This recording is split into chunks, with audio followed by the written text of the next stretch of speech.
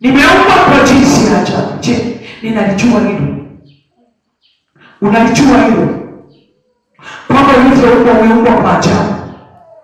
Na ni kweli nafsi yako inajua hilo. Je, unajitambua ya kwamba wewe ni wa thamani sana hapa duniani?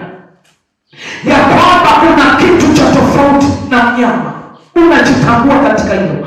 Je, unatambua kwamba namna ambavyo Mungu amekutengeneza ni kwa mamlaka? Wakati anamuumba mwanadamu kwenye kitabu kile cha Mwanzo sura ya 1 na ule mstari wa 26, anasema na tumfanye mtu kwa sura yetu na kwa mfano wetu.